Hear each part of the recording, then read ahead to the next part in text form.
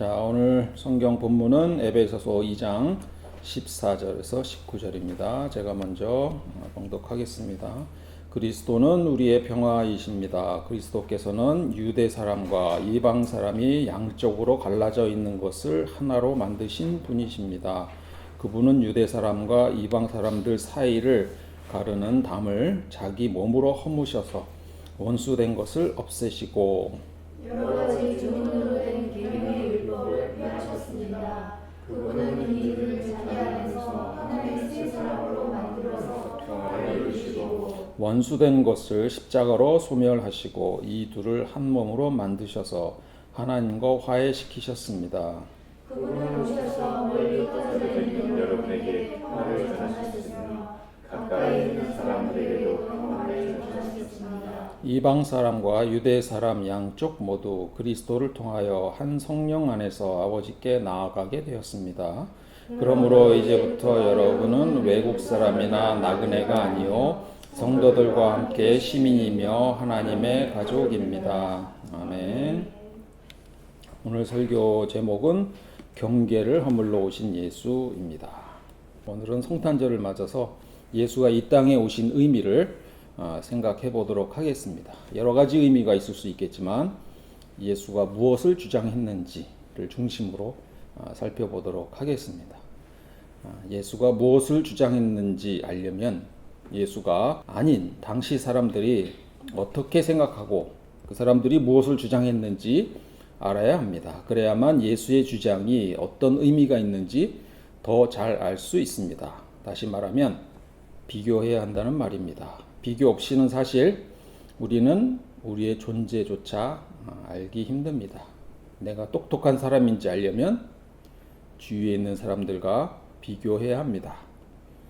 주위의 사람들이 다 멍청하면 나는 똑똑한 사람이 되는 것이고 주위 사람들이 다 똑똑하면 반대로 나는 멍청한 사람이 되는 겁니다. 내가 얼마나 지능이 높은지는 관계 없습니다. 저는 제가 화를 잘 내는 사람인지 몰랐습니다.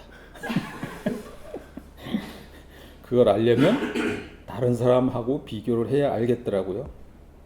성인이 돼서야 알았습니다. 내가 참 문제가 많은 사람이구나. 내가 부자인지 아닌지도 어떻게 알 수 있습니까?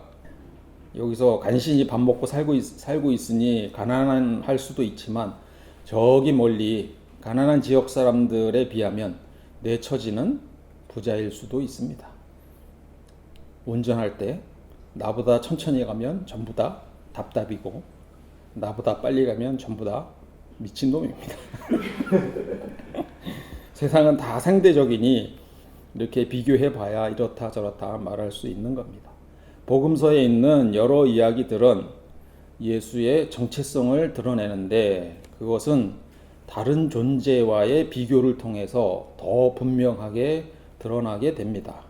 당시 상황이나 문화에 근거해서 예수의 주장을 비교하는 것은 그래서 의미가 있습니다. 자, 오늘의 질문은 굉장히 쉽습니다. 예수 시대에 네 분파가 있었죠. 뭐죠? 사두개파, 바리새파, 에세네파, 열심당. 훌륭한 학생들입니다. 이렇게 네 파가 있었습니다. 주요 파죠. 우선 이 네 분파에 대한 간단한 특징을 설명을 드리겠습니다. 먼저 사두개파입니다. 바리새파와 함께 종교 및 정치를 이끌었던 핵심적인 분파였습니다. 이 사두개파의 어원은 다윗과 솔로몬 시대의 대제사장이었던 사독에서 따왔습니다. 이들은 주로 고위 제사장 가문과 귀족층으로 구성된 상류 엘리트 집단이었습니다.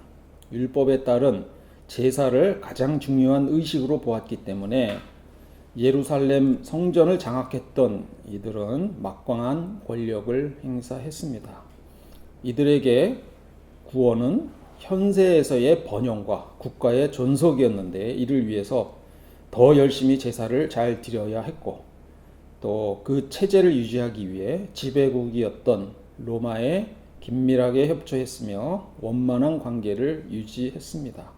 사두개파는 권력의 기반이었던 예루살렘 성전이 서기 70년 로마에 의해 완전히 파괴된 이후 기반을 잃고 역사 속으로 사라지게 됩니다. 자, 바리새파입니다.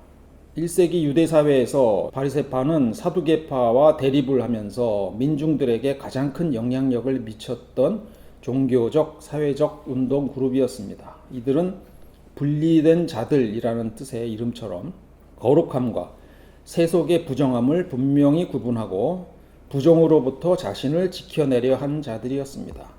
사두개파가 제사장 가문과 귀족층이었던 것에 반해 바리새파는 주로 서기관, 율법교사, 소상공인 등 중산층 이하의 평신도들로 구성되었습니다.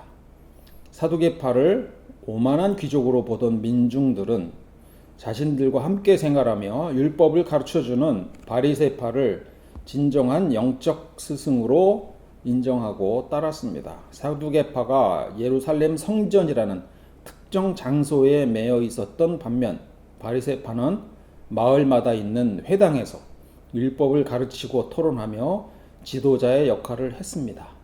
랍비란 말은 주로 이들을 가리키는 말이었습니다.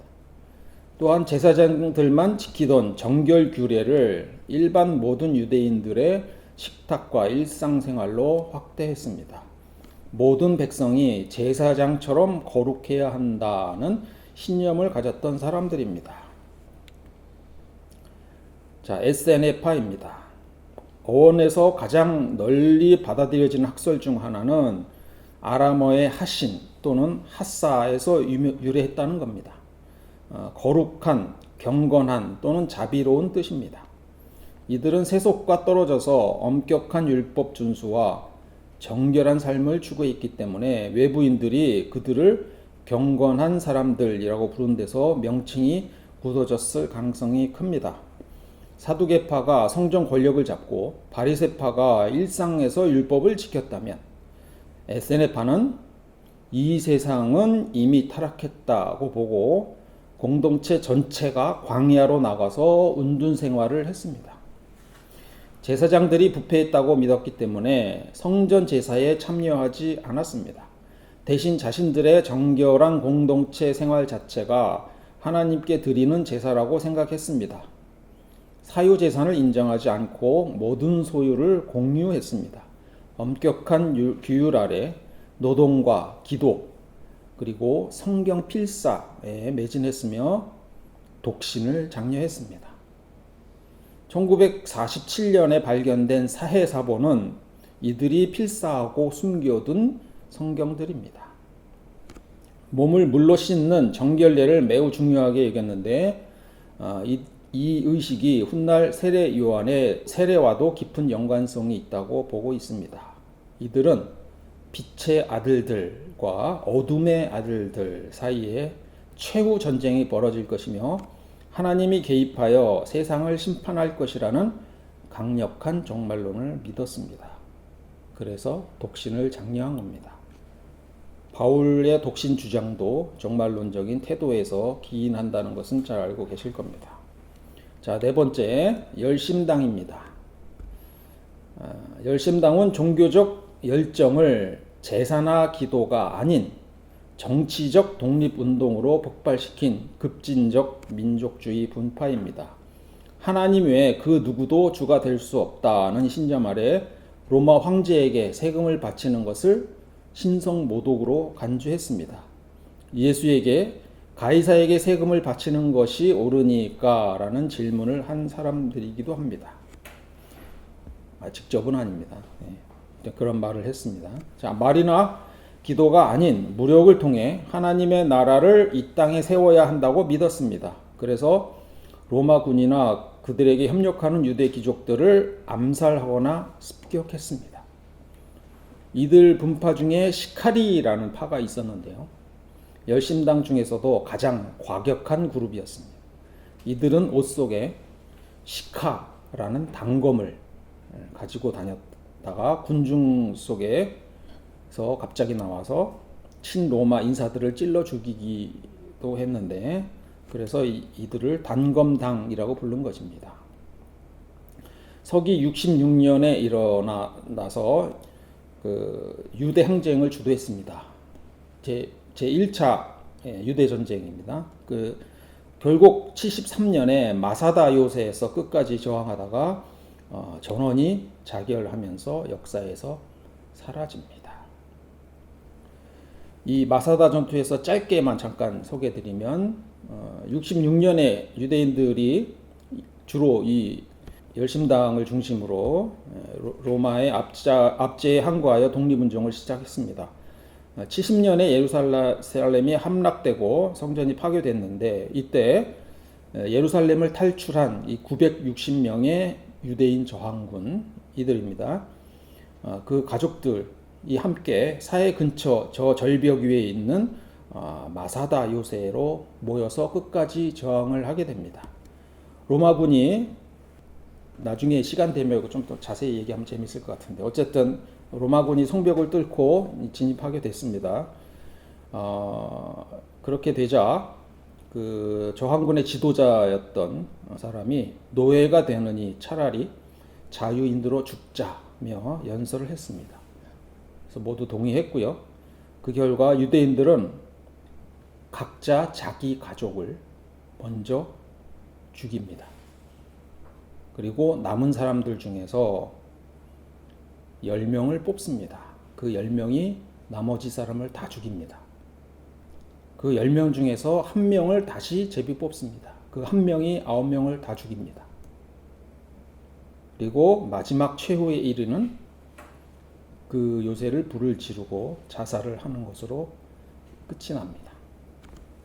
이거를 다 죽었는데 누가 얘기했냐?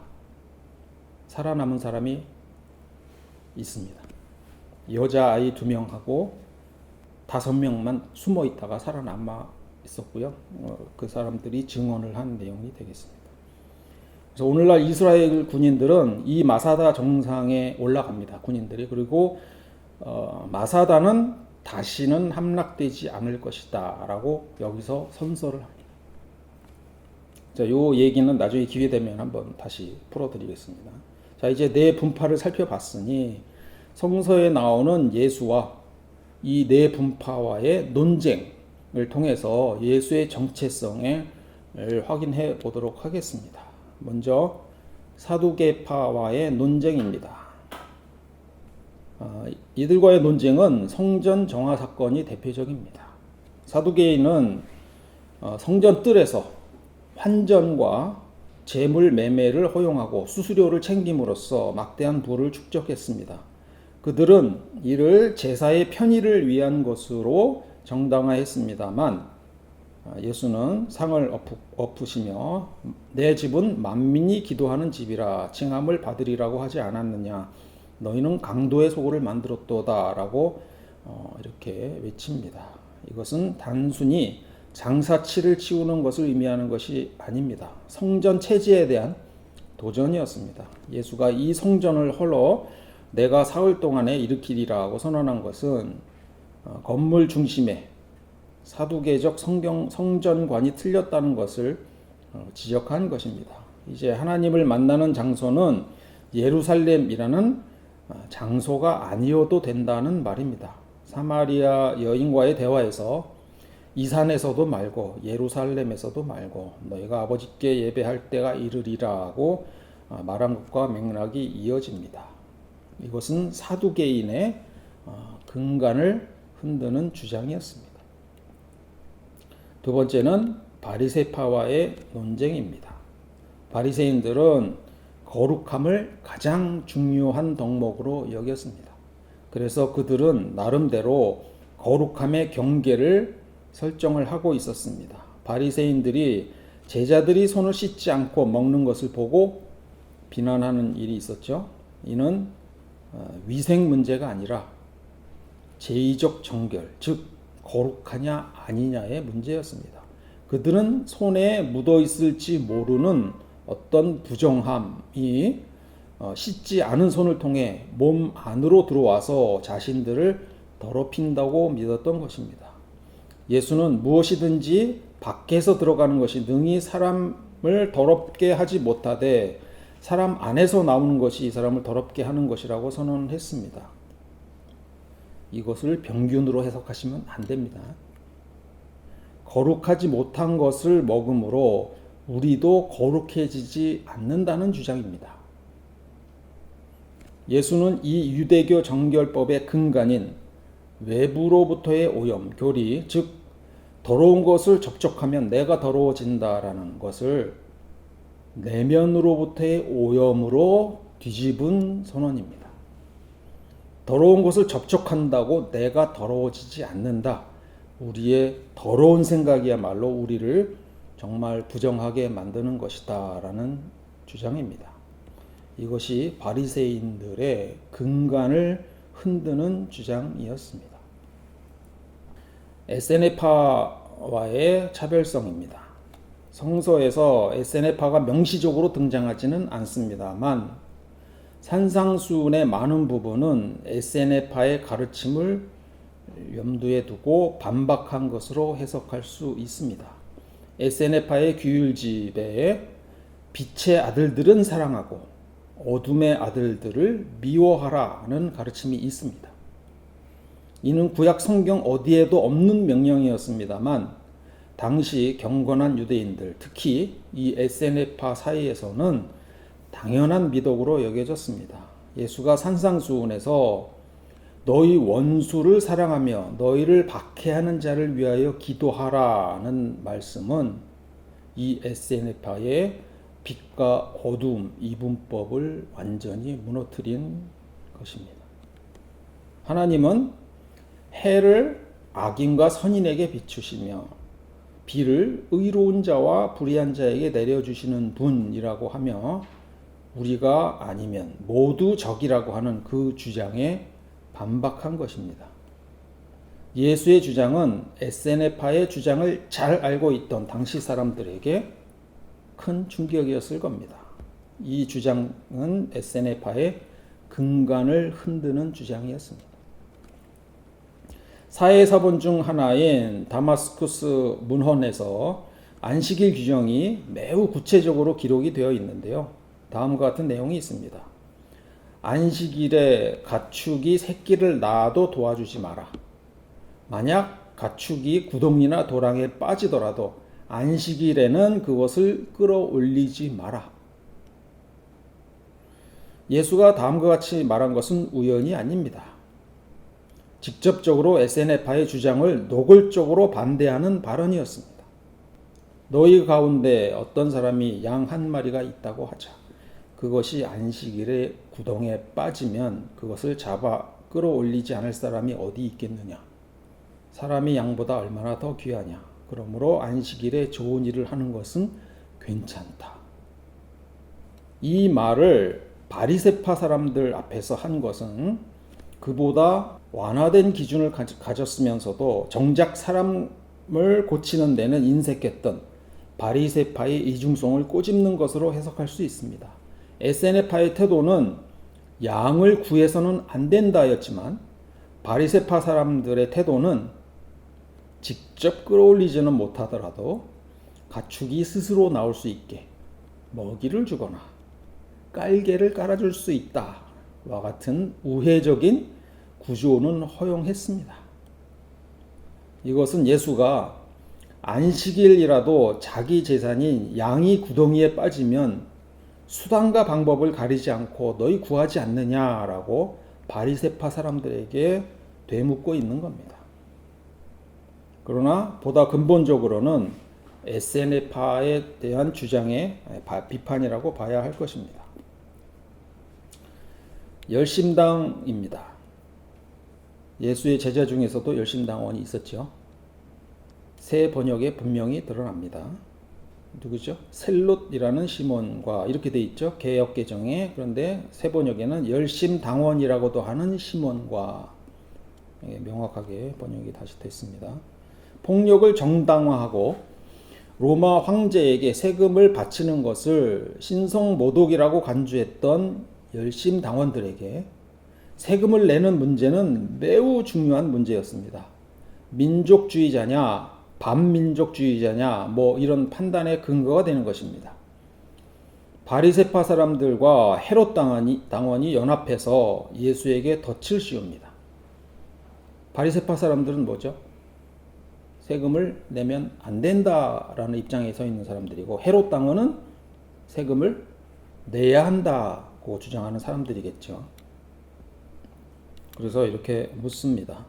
황제에게 세금을 바치는 것이 옳습니까? 옳지 않습니까?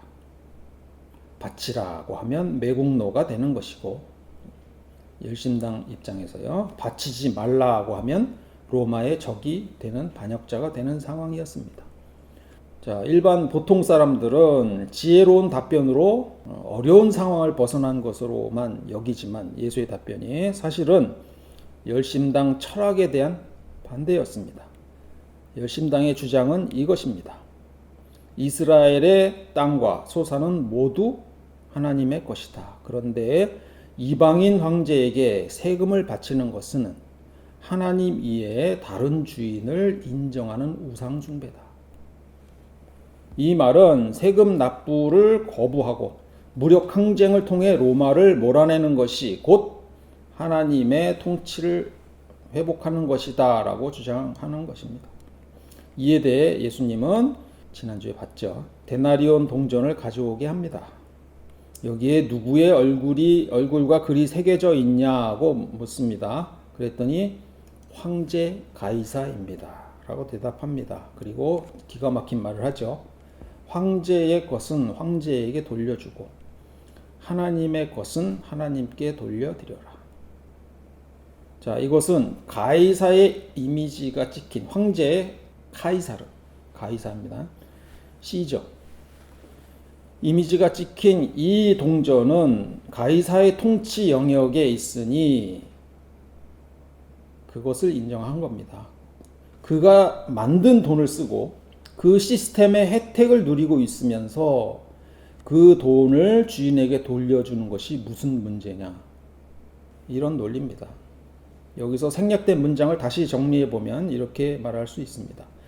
가이사의 돈은 가이사에게가, 가이사의 형상이 새겨진 돈은 가이사에게, 하나님의 것은, 이것은 하나님의 형상이 새겨진 것은 하나님께 바치라, 이렇게 해석할 수 있습니다. 하나님의 형상이 새겨진 것을 어떤 사람들은 성전 새로 내던 그 반세겔이라고 주장하는 사람도 있긴 한데, 이 주장은 틀렸습니다. 왜냐하면 이 반세겔에는 하나님의 형상이 아닌 이방 신이 새겨져 있기 때문입니다. 성전세로 쓰이던 반세겔은 두로의 세겔입니다. 이 두로의 세겔 앞면에는 두로의 수호신인 멜카르트, 바알신입니다. 의 얼굴이 새겨져 있는 것이고, 뒷면에는 독수리와 함께 성스러운 두로와 피난처라는 이교도적 문구가 적혀 있는 동전입니다. 이는 우상을 만들지 말라는 십계명에 정면적으로 위배되는 것이었습니다. 그럼에도 불구하고 유대교 성전에서 이 동전을 고집한 이유는 다름 아닌 당시 통용되던 동전 중 은 함량이 95% 이상으로 가장 높고 무게가 정확한 동전이었기 때문입니다. 성전 봉헌물은 가장 깨끗하고 가치 있는 것이어야 한다는 원칙이 우상 형상 금지보다 우선시된 독특한 사례입니다. 유대인들은 일상에서 이방신의 형상이 그려진 이 돈을 소지하는 것을 꺼렸습니다. 성전세를 내기 위해서는 반드시 이 돈이 필요했습니다. 반대로. 그래서 성전 뜰에 환전상이 있었던 이유는 바로 순례자들이 가져온 로마나 지역 화폐를 두로의 세겔로 바꿔주기 위함이었습니다. 그러면 이렇게 질문할 수도 있죠. 왜 이스라엘에서는 동전이 없냐? 이스라엘에서는 동전 화폐 발행권이 없었습니다. 이스라엘에서는 동전을 발행하지 않았습니다. 따라서 예수님의 말씀은 이렇게 해석이 되어야 합니다. 동전에 누구의 형상이 있느냐가 중요한 게 아니다. 진짜 하나님의 형상은 동전이 아니라 바로 너희 인간에게 새겨져 있는 것이다. 그러니 가이사의 돈은 가이사에게 주고 너희 자신의 형상이 있는 너 자신들은 하나님께 바쳐라 라는 주장이 되는 것입니다. 이것이 열심당의 근간을 흔드는 주장이 되는 겁니다. 열심당의 근간을 흔드는 또 하나의 메시지는 바로 오른뺨을 맞으면 왼뺨을 돌려대라입니다. 이것은 적극적인 비폭력 저항입니다. 오른뺨을 맞았는데 왼뺨을 돌려대는 것은 굴종하지 않겠다는 의미이면서 동시에 폭력적 보복을 하지 않겠다는 의미이기도 합니다. 이 주장은 당시 열심당 입장에서 세워놓은 저항 대 복종, 분명한 구별의 이 벽을 없애는 것입니다. 예수는 네 분파 중 어느 하나를 선택하거나 그들의 주장을 취사 선택하여 절충한 것이 아니었습니다. 예수는 각 분파가 설정한 이 이분법적 틀 자체를 문제 삼고 이를 더 높은 차원에서 통합하고 초월하려고 했습니다. 네 분파는 모두 누구를 배제할 것인가를 통해서 자신의 정체성을 확립했습니다. 사두개인들은 반체제 인사를, 바리새인들은 부정한 자를, 에세네파는 어둠의 자식들을, 열심당은 비폭력자주의들을 배제했습니다.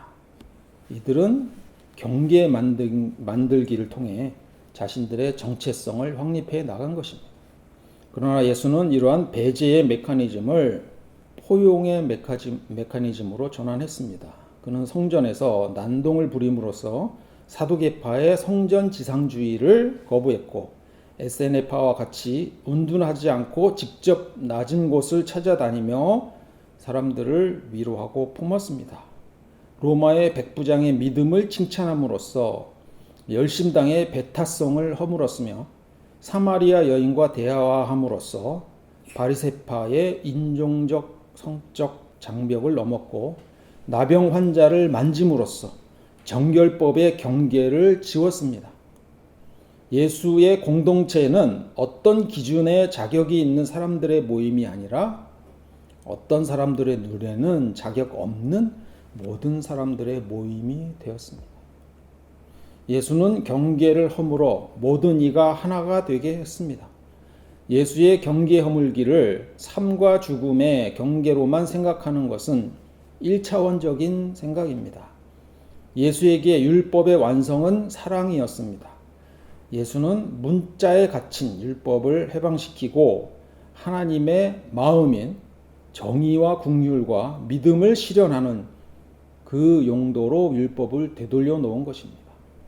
이것은 율법을 지키되 율법으로 남을 정죄하는 데 사용하지 않고 새로운 윤리를 탄생시킨 것입니다.